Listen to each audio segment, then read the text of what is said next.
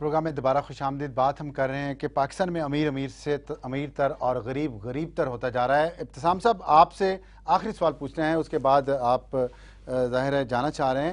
یہ بتائیے گا کہ کیا طریقہ کار ہے تبدیلی کا پاکستان میں؟ جو ابھی بات یہاں کری تھی ماروی بھی اور ڈاکٹر فیصل باری نے بھی کی ہے کہ جو ایلیٹ ہے, جو جن سے ہم مسئلے کا حل ڈھونڈ رہے ہیں, وہی تو مسئلہ انہوں نے تو پیدا کیا ہے, تو ان سے چھٹکارا کیسے ہم حاصل کریں گے؟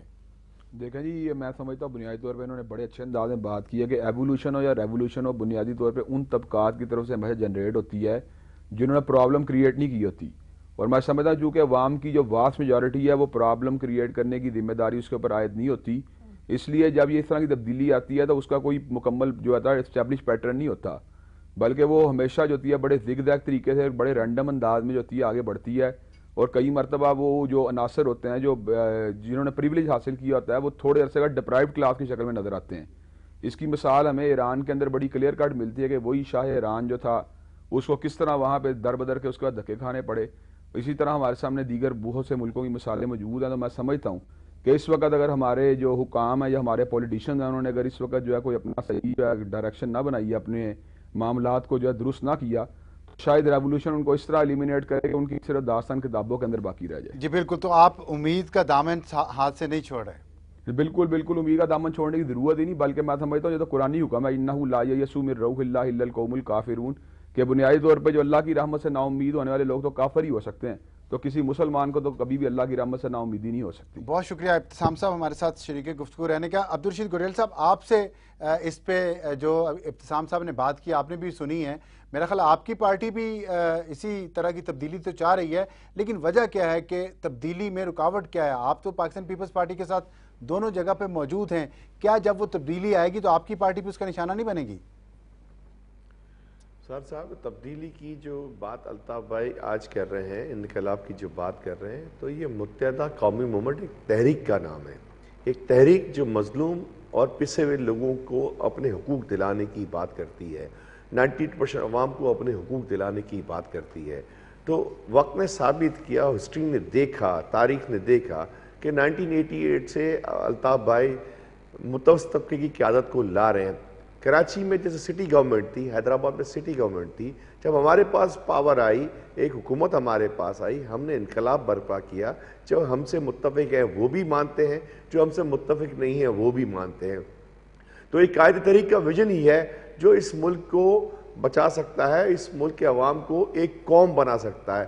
آج ہم پنجابی ہیں, سندھی ہیں, بلوچی ہیں, پٹھان ہیں, مہاجر ہیں, گلگتی ہیں, کشمیری ہیں, لیکن الطاف بھائی کا جو 30 تاریخ کا جلسہ تھا جس میں الطاف بھائی نے ویژن بھی دی, سوچ بھی دی اور ساری قومیتوں کے نمائندے تھے, تو الطاف بھائی کی تقریر جو خطاب ختم ہوا تو آخری نوٹ پہ کیا ختم ہوا؟ اس پرچم کے سائے تلے ہم ایک ہیں, ہم ایک ہیں. تو وہی سوچ ہم پروان چڑھا رہے ہیں کہ اس ملک کو مختلف قومیتوں سے نکال کے پاکستانی قوم بنائیں, اور پاکستانی قوم بن کے ہی انقلاب آ سکتا ہے. فیصل صاحب, بات تبدیلی کی ہو رہی ہے, انقلاب آپ نے کہا انقلاب بھی آ سکتا ہے, ایولیوشن بھی ہو سکتا ہے, لیکن یہ بتائیے گا کہ لیڈرشپ کے بغیر یہ ممکن ہے تبدیلی؟ اگر ہے, اگر نہیں ہے تو پھر لیڈرشپ کہاں ہے؟ دونوں چیزیں پاسبل ہیں. کئی دفعہ لیڈرشپ کے ذریعے بھی تبدیلی آتی ہے, لیکن کئی دفعہ ہم نے جیسے مصر میں اور باقی جگہوں پہ دیکھ رہے ہیں ابھی تبدیلی آئی نہیں, لیکن جو لگ رہا ہے کہ پہلے وہ سارا سلسلہ شروع ہوا اور اس کے بعد لیڈر ایمرج کئی دفعہ کرتے ہیں ایسی صورتحال. اس پہ بھی ویکی لیکس کہہ رہی ہے کہ امریکہ ہی اس تبدیلی کے پیچھے تھا. کہنے ہمیشہ آپ اس کے پیچھے تو بہت ساری کہانیاں ہوتی ہیں, بہت سارے گھوڑے ایک ریس میں ہر وقت دوڑ رہے ہوتے ہیں, لیکن سوال یہ ہے کہ ہر چیز امریکہ کے کنٹرول میں ہر وقت ہوتی ہے؟ اگر ہوتا تو پھر وہ پچھلے 2 ہفتے پہلے تک وہ تعریف نہ کر رہے ہوتے مصر کے حکمران کی. ان کو وہ پتہ ہوتا کہ اب کیا ہونا ہے اور کیا نہیں ہونا. یہ ساری چیزیں کنٹرول کرنا بہت مشکل ہے, نہیں تو کبھی بھی کہیں بھی ریولوشن نہ آئے. رشیا میں کیوں آئی, فرانس میں کیوں آئی, فلانی جگہ کیوں, یہ آخر کچھ چیزیں قابو میں نہیں ہوتی ہیں اور عوام کے ہاتھوں میں ہوتی ہیں اور بڑی طاقتوں کے ہاتھوں میں ہوتی ہیں جو عوام کی طرف سے آتی ہے, تو پھر یہ تبدیلی آتی ہے. ایک بات. تو دوسری بات یہ کہ لیکن کیا اس کے بغیر, یعنی بغیر لیڈرشپ کے اور ریولوشن کے بغیر ہم تبدیلی جا سکتے ہیں؟ بالکل. اگر وہ جو اس وقت حکمران بیٹھے ہیں اگر ابھی بھی وہ چاہیں کہ چیزیں بدلیں, چاہے وہ پروگریسو ٹیکس سسٹم ہو ہمارا, چاہے وہ ہیلتھ, صحت, تعلیم, اور جو سوشل ویلفیئر کی چیزیں ہیں ان پہ خرچہ ہو ہمارا، چاہے وہ ایکسپینڈیچر ری پرائرٹائز کرنا ہو، کرپشن کم کرنی ہو، یا یہ ساری چیزیں اگر اس پہ توجہ دی جاتی ہے تو کوئی وجہ نہیں ہے کہ یہی جو سسٹم ہے اس کو ہم بہتر کر سکیں، صرف بجائے اس کے کہ ہم ریولوشن کا خوف دلائیں اور باقی آپ نے ایسی توجہ کی بات کی ہے. تمام سیاسی جماعتیں، ابھی میں ماروی سے بھی پوچھوں گا، انہوں نے بھی یہ مطالبہ کیا ہے، پاکستان مسلم لیگ نون جو مین اپوزیشن پارٹی اس نے بھی کیا ہے، ایم کیو ایم نے بھی کیا ہے. وہ سب تو کہہ رہے ہیں حکومت پر دباؤ ڈالنے کے سارے کام کریں، پھر کر کیوں نہیں رہے؟ نہیں دیکھیں، دو تین چیزیں اس میں کیا کہہ رہے ہیں. وہ کہہ رہے ہیں کہ جی آپ جو مثلا انکم ٹیکس نیٹ بڑھانے کی بات ہے، وہ اس میں ہمیں یہ دیکھنا پڑے گا کہ کون سے طبقات ہیں جو اس کو نہیں ہونے دے رہے اور کیا وجہ ہے کہ وہ نہیں ہو رہا. یہ جو ایف بی آر ہے ہمارا، اس کے پاس بہت ساری انفارمیشن موجود ہے، سرویز بھی موجود ہیں اور بڑی ڈیٹیلڈ انفارمیشن ہے. سوال یہ ہے کہ پھر کیوں نہیں ہم اس پہ عمل کر پاتے. تو یہ جو ان کا کہنا ہے اور ان کا جو پریشر ڈالنا ہے، کیا وہ واقعی پریشر ڈالتے ہیں یا نہیں، یہ بات ہے. آپ اسی کو دیکھیں کہ ہم نے این ایف سی کروانا تھا اور وہ ایک ملٹی پارٹی کمیٹی بنائی گئی، سب کچھ کیا گیا، اس میں وہ این ایف سی ایونچولی اسی جمہوریت نے وہ ڈیلیور کیا. ٹھیک ہے، این ایف سی بھی کیا، اس کے علاوہ 18th امینڈمنٹ بھی کی گئی.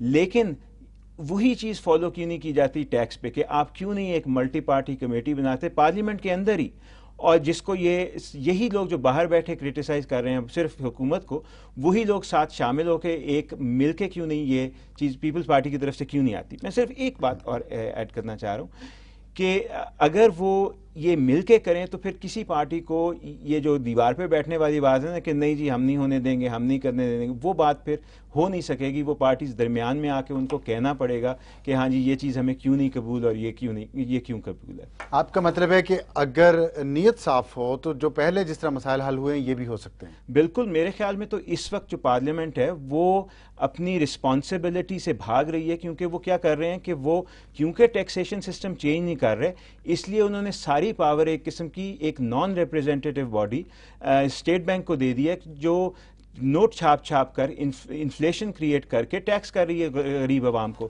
تو اس سے بہت بہتر ہے کہ یہ پارلیمنٹ اپنی ذمہ داری سمجھے اور وہ ڈائریکٹلی اس ٹیکسیشن ایشو کو بالکل سامنے. جی ماروی آپ بتائیے گا، پارلیمنٹ پہ بات آ گئی ہے، آپ پارلیمنٹرین. بالکل، it's a very interesting analysis. میں اس کا کیا ڈیفینس کروں؟ میں تو صرف یہ کہوں گی کہ پارلیمنٹ ڈیفینیٹلی وہ جو ایک بالادستی ہوتی ہے پارلیمان کی، مجھے تو نظر نہیں آ رہی. کیونکہ اگر بالادستی ہوتی ہے اس پارلیمان کی تو اس میں کیے ہوئے سارے وعدے پھر امپلیمنٹ ہوتے ہیں. اس کا مطلب پھر اس کے اندر جو وعدے کیے جاتے ہیں، دیکھیں آپ کو ایک دو آپشنز ہیں، یا تو آپ ریزائن کر دیں کیونکہ آپ سمجھتے ہیں یہ سسٹم آپ کو کچھ ڈیلیور نہیں کر رہا، یا تو آپ اس سسٹم میں بیٹھ کے اس سسٹم کو فکس کرنے کی کوشش کریں. مطلب اگر آپ نے ہار ہی مارنا ہے تو وہ تو پھر کفر ہے. آپ نے کہا کہ بات جو کی ہے وہ ٹھیک ہے، ڈیفینسو پہ آپ ہیں، تو ہار تو پارلیمنٹ مان رہی ہے. ہار نہیں مان رہے، ہم ایکسیپٹ کر رہے ہیں کہ گڑبڑ ہے اور ہم یہ کہہ رہے ہیں کہ ہم اس کو فکس کریں گے. ایبسولوٹلی. ہار ماننا تو یہ ہے نا کہ بھائی ناؤ امید کی کرن تو آپ نے بھی دکھائی ہے. ابتسام صاحب نے بھی. عبدالرشید گوریل صاحب، آخری سوال اور آخری منٹ ہے، آپ یہ بتائیے گا کہ ماروی کہہ رہی ہے کہ پارلیمنٹ اپنا رول ضرور پلے کرے گی اور ہم نے ہار نہیں ماننی، کیا آپ بھی اتنے ہی جذبے کے ساتھ یہ بات سمجھتے ہیں کہ ہو سکتی ہے؟ دیکھیں 3 سال میں جو اس دور حکومت میں 3 سال میں آپ پارلیمنٹ کا ریکارڈ اٹھا کے دیکھ لیں تو سب سے زیادہ بجٹ پہ تجاویز ایم کیو ایم نے دی ہیں، سب سے زیادہ روڈ میپ جو ہے ایم کیو ایم نے دیا ہے.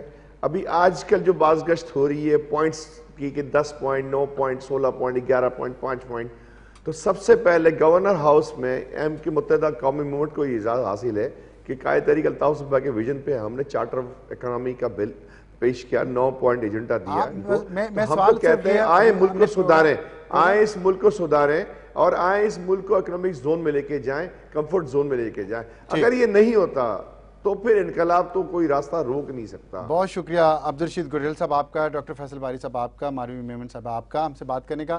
اور جو بات امید کی یہاں پہ ہوئی ہے کہ امید ہے ابھی بھی، اور جو کوشش ہے وہ جاری رہنی چاہیے. تبدیلی آ رہی ہے، مسلسل آ رہی ہے، اور ایک دن آئے گا کہ جب پوری کی پوری تبدیلی آ جائے گی. ہم اس دن کا انتظار کریں گے اور لازم ہے کہ ہم بھی دیکھیں گے. اس کے ساتھ ہی اجازت چاہتے ہیں. خدا حافظ اور شب بخیر.